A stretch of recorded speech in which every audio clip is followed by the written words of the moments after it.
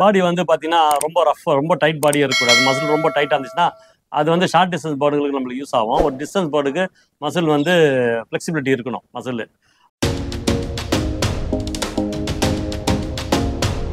Sir ஆக்சுவலாக நான் blood லைன்லாம் புறாவில் பார்க்க மாட்டேன் சார். எந்த பிளட் லைன் புறா வந்தாலும் சரி, நான் பார்க்குற கண்டிஷன் அந்த கேரக்டர்லாம் இருக்கணும். அது கண்லி ஆகட்டும், ரெக்கா ஆகட்டும், உடல் கட்டு எல்லாமே இருக்கணும். நான் ஃபஸ்ட்டு பேர் வந்து பேர்டை எடுக்கணும்னா எனக்கு நான் கற்றுன என் குருமார்கள் எனக்கு கற்றுக் கொடுத்த விஷயங்கள், இந்த கண்ணாகட்டும், ரெக்கை ஆகட்டும், உடல் கட்டு ஆகட்டும், அதை நான் ஃபஸ்ட்டு ஸ்டடி பண்ணுவேன். இது ஓகேன்னா நான் கொண்டு வந்து என் வீட்டில் வைப்பேன். அதுக்கு தகுந்த மாதிரி ஒரு ஜோடி புறா எங்கே இருக்குது என்னன்னு பார்ப்பேன். அந்த ஜோடி கிடைக்கலன்னா நான் அது ஜதை பண்ணவே மாட்டேன், சும்மாவே வச்சுருப்பேன். ஒரு வருஷம் நடாது சும்மா தான் நிற்கும். எனக்கு எப்போ வந்து அதுக்கு கரெக்டான ஒரு மேட்சிங் பேர்டு எனக்கு கிடைக்குது இந்த லூண்டனா கேட்பேன். அந்த மாதிரி எனக்கு வந்து மோஸ்ட் ஆஃப் தி ஃப்ரெண்ட்ஸ் வந்து கேட்டால் கொடுப்பாங்க, இல்லை நான் விலை கொடுத்தா வாங்கிடுவேன். அது மாதிரி தான் நான் எடுத்துகிட்டு வருவேன். எடுத்துகிட்டு வந்து பேர் பண்ணால் அது வந்து சக்ஸஸ் பண்ணணும். அந்த மாதிரி தான் நான் பண்ணுவேன். சக்ஸஸ் ரேஷியோ எனக்கு அதிகமாக இருக்கணும். அதான் இப்போ ஒரு பேர்டில் ஒரு பேரில் வந்து ஒரு 5 யங்ஸ்டர் இருக்குன்னா அட்லீஸ்ட் எனக்கு 3 யங்ஸ்டர் அதில் பறக்கணும். ஓகேங்களா? அந்த மாதிரி தான் நான் பேர் பண்ணுவேன். அது மாதிரி தான் இது வரைக்கும் பண்ணி சக்ஸஸ் ஆகிருக்குது எனக்கு. ஸோ நான் கொண்டு வந்து அதை கரெக்டான மேட்ச் பண்ணுவேன். இது வந்து என்ன பிளட்ல நான் பார்க்க மாட்டேன், அது பறந்துருக்குதா பறக்கலையா அது மாதிரிலாம் கூட பார்க்க மாட்டேன். எனக்கு அந்த கேரக்டர் உள்ள போர்ட் பிடிக்கணும். அது மாதிரி தான் பண்ணிவிட்டு இவ்வளோ வருஷம் நான் சக்ஸஸ் பண்ணிட்டு இருக்கிறோம் அந்த விஷயத்தில். ஸோ நான் வந்து பிளட் லைன்லாம் பார்க்கறது இல்லை சார் புறாங்களுக்கு. ஆக்சுவலாக பேர்டு ஃபிட்னஸ்ன்றது நம்ம ஹேண்டில் பண்ணும்போதே தெரிஞ்சிடும் பேர்டோட ஃபிட்னஸ் எப்படி இருக்கும்ன்றது. அது ஒரு எக்ஸ்பீரியன்ஸில் வருது தான். சிலர் நினைப்பாங்க பேர்டு வந்து ஃபுல்லாக நல்லா பாடி ரவுண்டாக இருந்து இது கல் மாதிரி இருக்கும் உடம்பு, அந்த மாதிரிலாம் இருந்தால் வந்து ஃபிட்னஸ் வச்சுக்காங்க. அப்படி இல்லை. ஃபிட்னஸ் படிக்கணும்னா அது கொஞ்சம் எக்ஸ்பீரியன்ஸ் தான் வரும். இன்னொரு விஷயம் பார்த்தீங்கன்னா, பேர்டு வந்து காலையில் நீங்கள் திறந்து விட்டிங்கன்னா அந்த பேர்டு வந்து நல்லா ஃப்ரீயாக பறக்கணும். ஒரு நல்ல ஃபிட்னஸ் இருக்கிற பேர்டு நல்ல ஃபார்மில் இருக்குன்னா அந்த பேர்டு நீங்கள் கொம்பை தடிக்கிறது அதில் திறந்தீங்கனாலே அது ஆட்டோமேட்டிக்காக ஃப்ளை பண்ண ஆரம்பிச்சிடும். ஃப்ளை பண்ணி வீட்டு மேலேயே ரவுண்ட் ரவுண்ட் சுற்றுறதுலாம் இல்லை. அந்த பேர்டு விட்டோம்னா ஒரு 1 கிலோமீட்டர் 2 கிலோமீட்டர் அது ரேஞ்சிங் போவோம், திருப்பி ஆப்போசிட் டேரக்ஷனில் வந்து போவோம். அதிலே தெரிஞ்சிக்கலாம் பேர்டு நல்ல ஃபார்மில் இருக்கு. நம்ம வீட்டே பார்க்காது, ஏதோ புது போகிறாங்க வீட்டு மேலே வந்துட்டு போகிற மாதிரி இருக்கும். அது பாட்டு பறக்கும். அதுக்கப்புறம் லேண்டிங்காகவும் உட்காரும். எப்போ ஒரு பேர்டு வந்து நல்லா தீனி சாப்பிட்டுட்டு மோஷன் நல்லா போதோ அந்த பேர்டு நல்லா ஃபிட்டில் இருக்குன்னு அர்த்தம் சார். இதுதான் ஃபிட்னஸ்ஸு. நான் பேர்டு விட்டாலே நல்லா ஒரு ஹாப்பியாக இருக்கும் அந்த பேர்டுங்க. அதாவது உறங்கிக்கின்னு ரக்கத்தவங்க போட்டு பறக்க முடியாது, வாய் திறக்க, அதெல்லாம் வந்து ஃபிட்னஸ் கிடையாது. ஒரு பேர்டு வந்து எப்படா கூண்டு திறப்பாங்க அந்த டைமுக்கு நம்ம பறக்கணும். அது பறக்கும். பறந்துட்டு உக்காந்தோடனே லேண்ட் ஆச்சா உள்ளே போச்சா தீனியை சாப்பிட்டு நல்லா தண்ணி குடிச்சு ரெஸ்ட்டில் இருக்கும். மோஷன் பார்த்தீங்கன்னா நல்லா க்ரீன் ஒயிட் மோஷன் மாதிரி போயிருக்கும். நல்லா உருண்டையாக கட்டிக்கிட்டே இருக்கும் மோஷனு. அந்த பேர்டில் இருந்தால் நல்லா ஃபார்மில் இருக்குன்னு அர்த்தம் பேர்டுங்க. ஐசைன்ன்றது வந்து பார்த்தீங்கன்னா அது வந்து எல்லா பேர்டுங்க வரும் சார். அதில் வந்து சில பெரிமீட்டர்ஸ் ரீட் பண்ணுவோம். ஒரு பேர்டு வந்து பீப்புள் எப்படி இருக்குது, எந்த பீப்புள் வந்து மேலே இருக்கா கீழே இருக்கா, சென்டர் ஆஃப் தி பீக் இருக்கா, இல்லாட்டி அதுக்கப்புறம் பார்த்தீங்கன்னா ஐரிஷ் எந்த அளவுக்கு டெப்த் இருக்குது, ஐரிஷ்னுடைய பேட்டர்ன் அது வந்து மவுண்டன் எஃபெக்டில் இருக்கா இல்லை வந்து வேர்ம்ஸ் எஃபெக்டில் இருக்குதா, அதுக்கப்புறம் பார்த்தீங்கன்னா பேர்டு வந்து டைலேட் பண்ணும்போது ஆன்டி கிளாக் வைஸ் டைலேட் பண்ணுதா இது பார்ப்போம். அதுக்கப்புறம் வந்து சைனில் என்ன மாதிரி பெரிமீட்டர்ஸ் இருக்குது, இன்னர் மசில் அடாப்டேஷன் சர்க்கிள்ஸ் இவ்வளோ இருக்குது. இதெல்லாம் நான் ஸ்டடி பண்ணுவேன். ஃபிஃப்த் சர்க்கிள் இருக்கும். சில பேர்டு வந்து 5th சர்க்கிள் இருக்காது. இது கண்ணுன்னு வந்து பார்த்தீங்கன்னா எல்லாமே வந்து இந்த ஐரிஷ்ன்றதே வந்து பார்த்தீங்கன்னா ஒரு பஞ்ச் ஆஃப் வெயின்ஸ் தான். எந்த அளவுக்கு பேர்டு வந்து ரத்த ஓட்டங்கள் ஜாஸ்தி இருக்குதோ அந்த பேர்டுங்கெல்லாம் கொஞ்சம் வந்து ஐரிஷ் வந்து நல்லா ரிச்சாகவே இருக்கும் தெரியும். இப்போ நம்ம கூட ஒரு டாக்டர்கிட்ட போகிறோன்னா நம்ம உடனே கண் எப்படி இறக்கி பார்ப்போங்க. ரத்தம் கம்மியாக இருந்துச்சுன்னா அந்த கண்ணில் ஸ்டடி பண்ணுவாங்க. அது மாதிரி தான் இதுவும்.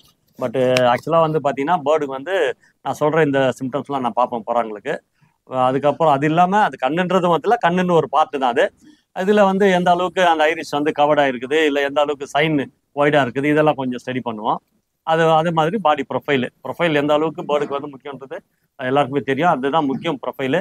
அதுக்கேற்ற விங்ஸு, அந்த ப்ரொஃபைலுக்கு ஏற்ற விங்ஸு, அந்த விங்ஸ் வந்து என்ன மாதிரி ஸ்டைலில் இருக்குது, அது வந்து நைஃப் ஸ்டைலில் இருக்கா, ரவுண்ட் டிப்பில் இருக்கா, இல்லை வந்து பார்த்தீங்கன்னா ப்ராடாக இருக்கா, அந்த வென்டிலேஷன் கேப் எவ்வளோ இருக்குது, 8, 9, 10 ரெக்கைக்கு அந்த ரெக்கையினுடைய ஸ்டெப்ஸ் எப்படி இருக்குது, டெயில் விண்டில் பறக்குமா இல்லை வந்து ஆப்போசிட் விண்டில் பறக்குமா, ஆப்போசிட் விண்டில் வந்து என்ன மாதிரி ரெக்கைங்க இருக்கணும், அதுக்கு பேக் விங் எவ்வளோ சப்போர்ட் பண்ணணும், இதெல்லாம் கொஞ்சம் ஸ்டடி பண்ணுவோம் சார் நம்ம.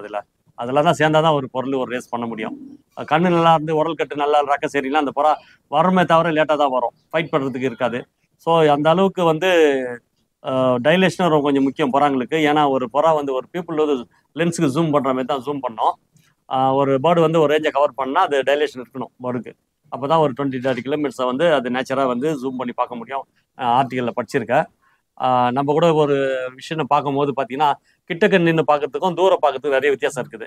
ஸோ நம்ம ஆட்டோமேட்டிக்காக நம்ம லென்ஸ் வந்து கண்ணில் இருக்கிற லென்ஸ் வந்து ஒர்க் பண்ண ஆரம்பிச்சிடும். அது இயற்கையாகவே எல்லாத்துக்குமே அது புறாங்களுக்கு அது முக்கியம். ஸோ நம்ம விடும்போது அது எவ்வளோ டிஸ்டன்ஸ் அது வந்து ரேஞ்சிங் கவர் பண்ணோம், அந்த டைலேஷன் ரொம்ப இம்பார்ட்டன்ட் அதுக்கு.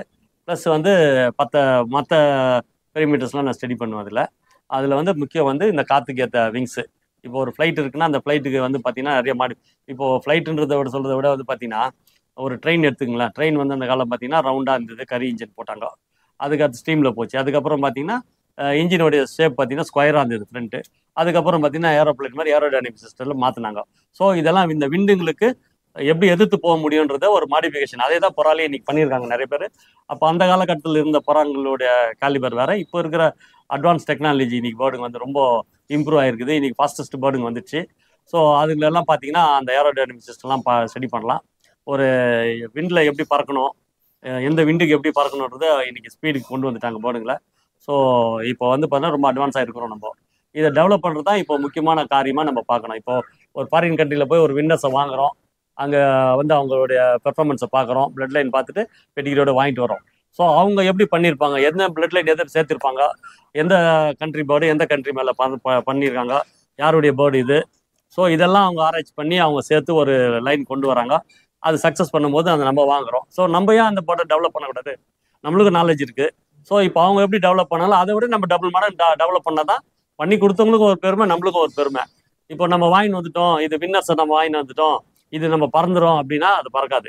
சிலது பறக்கும், சிலது ஃபெயிலியர் ஆகும். ஏன்னா நம்ம ஊர் கண்டிஷனுக்கும் அது சூட் ஆகணும் ஃபஸ்ட்டு. ஏன்னா ஒரு ஊரில் வந்து இப்போ ஒரு மாதிரி விதமான கலாச்சாரங்கள் இருக்குது. அவங்களுடைய வாழ்க்கை முறையெல்லாம் வேற இருக்கும். இப்போ அவங்களுடைய பார்த்தீங்கன்னா ஒருத்தருக்கு வந்து ரொம்ப கோல்டு கண்ட்ரியில் இருப்பாங்க. அவங்க வந்து நம்ம ஊரில் நிற்கணும்னா கொஞ்சம் கஷ்டப்படுவாங்க. அதே மாதிரி பார்த்தீங்கன்னா ஆந்திரா பீப்புள்ஸ் இருக்கிறாங்கன்னு வச்சுக்கலாம். அவங்களுடைய கார சாப்பாடு அதிகமாக சாப்பிடுவாங்க. நம்ம சாப்பிட்டா நம்மளுக்கு ஒரு அல்சர் மாதிரி வரும். இப்போ நம்ம எல்லாமே இந்த புறாங்களை வந்து நம்ம கண்ட்ரிக்கு அடாப்ட் ஆகணும் ஃபஸ்ட்டு. நம்ம வளர்க்குற வளர்ப்பு முறைகள் ப்ளஸ் தீனி முறைகள், நம்ம ட்ரைனிங்கு, இதெல்லாம் வந்து அங்கத்துக்கு இங்கத்தையும் நிறைய வேறுபடும். ஸோ இதுக்கு அடாப்ட் ஆன பிறகு தான் நம்ம அதை வந்து நம்ம சக்ஸஸ் காட்ட முடியும். ஸோ அது வரைக்கும் கொஞ்சம் நம்மளுக்கு கொஞ்சம் லாஸஸ் இருக்கும். நம்ம வந்து அதை நம்ம ரெக்டிஃபை பண்ணுறதுக்கு நம்ம சில மாற்றங்கள் கொண்டு வந்தால் நிச்சயமாக இப்போ வந்திருக்கிற இந்த நியூ பிளட் லைன் பேர்டுங்க சக்ஸஸ்ஃபுல்லாக பண்ணி காட்டும். அதில் வந்து சில ஃபேன்சி குண்லாம் நம்ம பேர்ட் பார்த்தா எக்ஸலன்ட் பேர்ட் கொண்டு வந்திருக்கிறாங்க. கூடிய சீக்கிரம் டெவலப் பண்ணுவாங்க. இது டெவலப் ஆகும் இந்த ஸ்போர்ட்ஸ் இன்னும். பாடி வந்து பார்த்தீங்கன்னா ரொம்ப ரஃப், ரொம்ப டைட் பாடியாக இருக்கக்கூடாது. மசில் ரொம்ப டைட்டாக இருந்துச்சுன்னா அது வந்து ஷார்ட் டிஸ்டன்ஸ் பேர்டுகளுக்கு நம்மளுக்கு யூஸ் ஆகும். ஒரு டிஸ்டன்ஸ் பேர்டுக்கு மசில் வந்து ஃப்ளெக்சிபிலிட்டி இருக்கணும். மசில் ரொம்ப லூஸ் பாடியாக இருக்கக்கூடாது, ரொம்ப டைட் பாடியாக இருக்கக்கூடாது. ஒரு நார்மல் பாடி கண்டிஷனில் உள்ள பேர்டுங்க தான் வந்து இந்த மாதிரி சக்ஸஸ் பண்ணி கொடுக்கும்.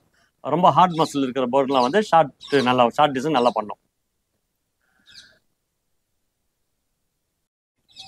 சார், புதுசாக வரவங்களுக்கு ஒரு விஷயம் நான் சொல்ல விரும்புகிறேன். அதாவது பார்த்தீங்கன்னா ஆர்ஆர் பிரசாத் சார் ஒரு விஷயம் எனக்கு சொன்னார். நான் சின்ன போதா இருக்கும்போது, முதல்ல பணம் சம்பாரிச்சிக்கோ, இந்த ஷோக்கு எப்போ நான் பார்க்கலாம், இது அழிஞ்சு போகாது, டெவலப் ஆகி தான் இருக்கும். ஃபஸ்ட்டு நம்மளுக்கு தேவையானது நம்ம சேர்த்துட்டா நம்ம பண்ணலாம். அதை விட்டுட்டு நம்ம இது பின்னாடியே சுற்றணும்னா நம்ம ஃபேமிலியை கவனிக்க முடியாது, நம்ம லாஸுக்கு தான் போவோம். ஸோ அதனால் வந்து எல்லாருக்கும் என்னோட அட்வைஸ் என்னன்னா, ஃபஸ்ட்டு நல்ல ஒரு வேலை படிங்க, படித்து நல்லா டிகிரி வாங்குங்க. அதுக்கப்புறம் நல்ல ஒரு வேலையை தேர்ந்தெடுத்து சம்பாதிச்சு சேர்த்துக்குங்க. அதுக்கப்புறம் நீங்கள் ஒரு பொழுதுபோக்காக இதை நீங்கள் வச்சுக்கலாம். கண்டினியூவாக இதிலே இருக்க வேண்டாம். ஏன்னா இதிலே இருந்தீங்கன்னா நம்ம வந்து மற்ற இதெல்லாம் நம்ம இழந்துருவோம். ஸோ இதில் நீங்கள் ஸ்டாண்ட் பண்ணி நிற்கணும்னா முதல்ல நீங்கள் உங்கள் பேக்ரவுண்டை வந்து ஸ்ட்ராங் பண்ணிக்கோங்க. ஃபினான்ஷியலாக ஸ்ட்ராங் பண்ணுங்கள். வீட்லேயும் வந்து எந்த ப்ராப்ளம் இதனால் வரக்கூடாது. ஒரு வேலைக்கு போகிற நேரத்தில் வேலைக்கு பாருங்கள். வேலையெல்லாம் முடித்த பிறகு இதை வந்து சாட்டர்டே சண்டேஸ் லீவ்னால இதில் டைம் ஸ்பெண்ட் பண்ணுங்கள். பட் அந்த மாதிரி டைம் ஸ்பெண்ட் முடியாதவங்களுக்காக நல்லா டெவலப் ஆன பிறகு உங்கள் ஃபேமிலி எல்லாம் நீங்கள்லாம் டெவலப் ஆன பிறகு இந்த ஃபீல்டுக்கு வாங்க. நடுவில் வந்து இந்த ஃபீல்டில் வந்துட்டு நீங்கள் ஃபேமிலியை இழந்துடாதீங்க. இது ஒரு சின்ன ரிக்வஸ்ட்டு, அட்வைஸாகவும் ஏற்றுக்கோங்க. ஏன்னா என்னுடைய ஓன் எக்ஸ்பீரியன்ஸில் நான் சொல்கிறேன். இது முதல் வந்து உங்கள் லைஃப்பை நீங்கள் பார்த்துக்குங்க. இன்றைக்கி நாங்கள் வாங்க காலத்தில் பார்த்தீங்கன்னா ஜதை 10 ரூபாய்க்கு வாங்கினா அதுக்கப்புறம் 500 1000 ரூபாய்க்குலாம் வாங்கணும். இன்றைக்கெலாம் எடுத்தவொன்னே லேக்ஸில் 1000 50,000 20,000 1 lakh போகுது பேர்ட்ஸ் எல்லாம். ஸோ அவ்வளோ இன்வெஸ்ட் பண்ணிவிட்டு பேர்டை வாங்கினோன்னா நம்மளுக்கு சப்போர்ட் இருக்கணும், பேக்ரவுண்ட் சப்போர்ட், எதனா ஒரு நல்ல இன்கம் இருக்கணும். அந்த இன்கம் வரதை வச்சு நம்ம இதை பண்ணோம் வர லாபத்தில். பத்து வர லாபத்திலேயே வந்து பார்த்தீங்கன்னா இதுக்கு அதிகமாக செலவு பண்ணிவிட்டு கையில் காசு இல்லாமல் இப்போ வேறு ஏதோ தவறான இதுக்கு பண்ணிடாதீங்க, கடை வாங்குறதோ அந்த மாதிரி எதுவும். ஸோ அந்த இதை விட்டுடுங்க. என்னோட சின்ன ரிக்வஸ்ட் இது. நல்லா முதல் லைஃப்பில் செட்டில் ஆகுங்க, அதுக்கப்புறம் இந்த ஹாபிக்கு வரலாம். இது என்றைக்கும் இது அழிஞ்சு போகிறதில்ல. டெவலப் 4 நாள் 10 மடங்கு மேலே டெவலப் ஆகிட்டே தான் போகும். ஸோ இது என்னோட கைண்ட் ரிக்வஸ்ட் எல்லாருக்கும் இது. அதே மாதிரி புறா வந்து செலக்ட் பண்ணுறது ஒரு நல்ல ஒரு ஃபேன்சர்கிட்ட போய் போர்டு வாங்குங்க. அவங்க வந்து ஒரு நம்பிக்கையான ஃபேன்சராக இருக்கிறதா பாருங்கள். அவங்களோட பெர்ஃபார்மன்ஸை பாருங்கள் ஃபஸ்ட்டு. 1 வருஷம் 2 வருஷம் ரேஸ் அடிக்கிறவங்களுக்கிட்டலாம் போகிறத விட நீங்கள் அதிகமாக இந்த ஃபீல்டில் இருந்து அவங்களுடைய பெர்ஃபார்மன்ஸ் எவ்வளோ, அவங்களுடைய ரெக்கார்ட் பாருங்கள், கன்சிஸ்டன்சி ரெக்கார்டை பாருங்கள். ஒரு ரேஸ் அடிச்சுட்டு இந்த ரேஸ் அடிச்சிட்டாங்க இவங்ககிட்ட போகலாமான்னு அந்த மாதிரி தாட்டை விட்டுடுங்க. அந்த ஃபேன்சர் வந்து இந்த ஃபீல்டில் அவருடைய பெர்ஃபார்மன்ஸை பாருங்க. நிறைய பேர் நிறைய வருஷம் இருப்பாங்க ஃபீல்டில், பட் அவங்க வந்து சரியாக சக்ஸஸ் பண்ணிக்க மாட்டாங்க. பட் எல்லா ஃபேன்சர் வந்து கன்சிஸ்டன்சி, அவங்க ஃபர்ஸ்ட் செகண்ட் அடிக்கிறாங்கன்னு கூட முக்கியம் இல்லை. அவங்க போர்டு வந்து 1 in 10க்குள்ள எல்லா ரேஸ்லையும் எல்லா ஸ்போர்ட்ஸ்லையும் எல்லா வருஷமும் அவங்க கன்சிஸ்டன்சி பண்ணுற லேஃப்ட்ல போர்டுங்க எடுங்க. அந்த மாதிரி ஆள்கிட்ட வந்து போயிட்டு ஃபேன்சர் கிட்ட போயிட்டு தெரிஞ்சுக்கங்க. அது ரொம்ப முக்கியம். அதாவது தெரியாத விஷயத்த வந்து தெரிஞ்சவங்ககிட்ட கேட்டுக்கிறது வந்து தப்பு கிடையாது. ஏன்னா நம்ம வந்து மற்றதை வந்து இழக்காம இருக்கணும்னா தெரிஞ்சவங்ககிட்ட போயிட்டு நம்ம கைடன்ஸை தெரிஞ்சுக்கிட்டு முதல் வளர்ப்பு முறை எப்படி புறா வளர்க்கணும், எப்படி லாஃப்ட் அமைக்கணும், என்ன மாதிரி தீனி போடணும், எப்படி நீட்டாக வச்சுக்கணும், இந்த பேசிக்லாம் தெரிஞ்சுங்க ஃபர்ஸ்ட். அதுக்கப்புறம் என்ன போர்டு வேணும் நம்மளுக்கு என்ன ரேஸ் விட போகிறோம், ஷார்ட் டிஸ்டன்ஸ் விட போகிறோமா இல்லை லாங் டிஸ்டன்ஸ் விட போகிறோமா, அந்த ஷார்ட் டிஸ்டன்ஸில் பெர்ஃபார்மன்ஸ் பண்ணுற பிளேயர்ஸ் யார், அது என்ன மாதிரி போர்ட்ஸு, அவங்கக்கிட்ட போய் போர்ட்ஸ் எடுங்க. அதே மாதிரி லாங் டிஸ்டன்ஸ் யார் நல்லா பெர்ஃபார்மன்ஸ் பண்ணுறாங்க, கன்சிஸ்டன்சியாக பார்க்குது, அந்த கூண்டுங்களில் போயிட்டு நல்ல போர்ட்ஸை வாங்குங்க. அவங்களுடைய கைடன்ஸில் நீங்கள் பண்ணுங்க.